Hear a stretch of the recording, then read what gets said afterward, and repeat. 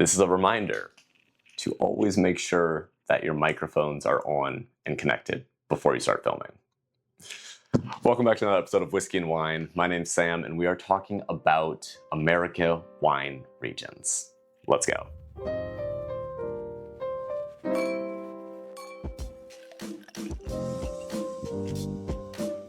When it comes to American wine, most people are just going to be thinking about the big show, the star, California Reds coming from Sonoma, Napa. That's really all most people are going to be thinking about.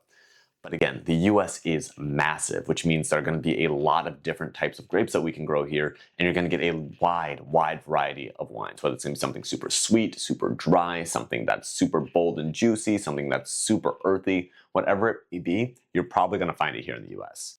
Originally, when we were starting to shoot this, I had a different bottle of wine that I was going to be drinking, but I realized that it was not an American wine. I thought that would be kind of foolish. So we are sipping on Brianna from 2022 coming from Parallel 44 in Wisconsin. We will dive into more about this specific wine at the end. So if you just want to know about that wine, you can just jump to the end and you'll find all that stuff.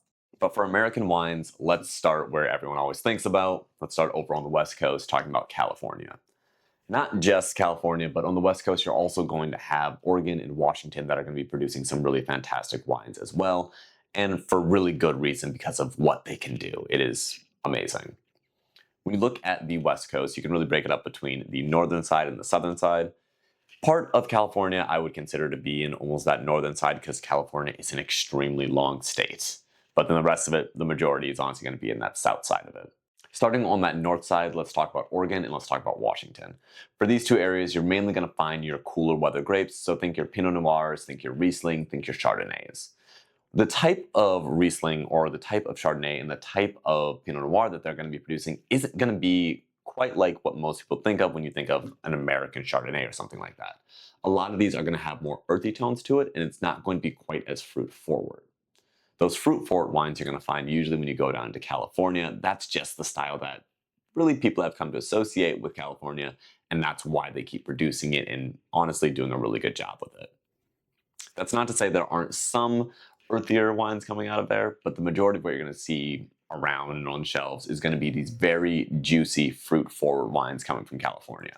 Outside of that juicy and that fruity flavor, you're going to get a lot that are just these big, bold reds. And what I mean by that is something that has a good amount of tannins. It's going to dry your mouth out a little bit, but it's also going to be backed by a lot of, say, cherry or blackberry, just these big fruit juice flavors that almost stain your palate, but in the best possible way. Out of the over 11,000 different wineries that exist in the US, most of them, or at least the majority, are going to be in California, and again, for good reason, because of how diverse California is and how big it is.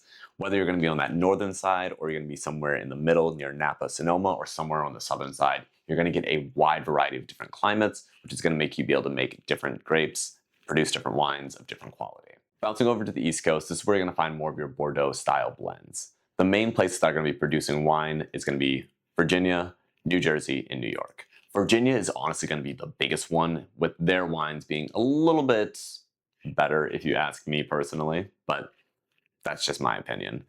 Again, these are your Bordeaux style blends, so you're going to find things like Cabernet Sauvignon, Cabernet Franc, Merlot, Petit Verdot, things like that, and they're going to go into some really nice blends. When you start to work your way up the coast a little bit more and you get up near New Jersey and New York, that's where you're going to find some of your more cool weather grapes, and one really big player, the Concord grape. Now that might ring a bell for you. You're like, oh wait, what is a Concord grape? It's the grape that usually goes into grape juice.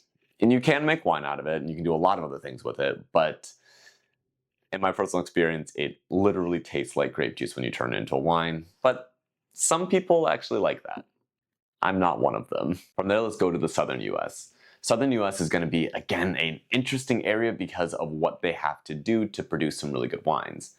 Obviously, if you know anything about the US, the southern US is very warm. They don't get a lot of rain for the most part, and it's usually pretty dry. So the type of grapes that are going to grow well there are not going to be the same ones that are going to be growing in like Northern California or in Virginia, things like that. These are going to be more of your Tempraníos, your Syrahs, things that are very drying, usually a little bit more tannic, and not going to have quite as much of that bold fruit flavor. The places that you can expect to find these are going to be New Mexico, Arizona, Texas, and Florida.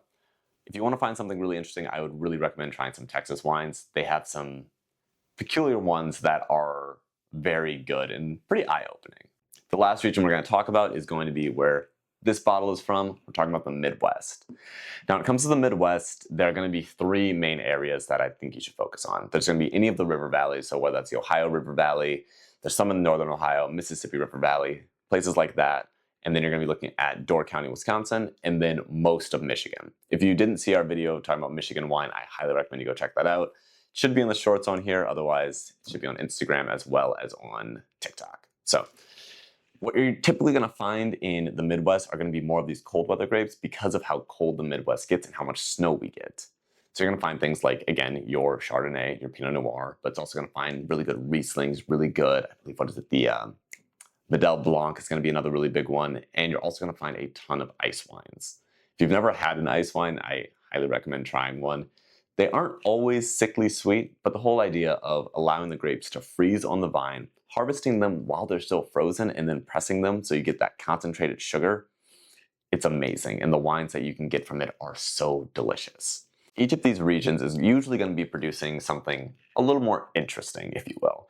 And that's where this bottle comes into play. So this is a lovely little bottle, like I said, called Brianna, and that's actually the name of the grape. Let me just read what they have on the back here. A little known white grape grown in Wisconsin, Brianna was developed in 1983 by Elmer Swenson, the father of the Midwest wine industry. This grape is crafted to make a sweet white wine with intense floral aromatics, bursting with citrus and a range of grapefruit to pineapple.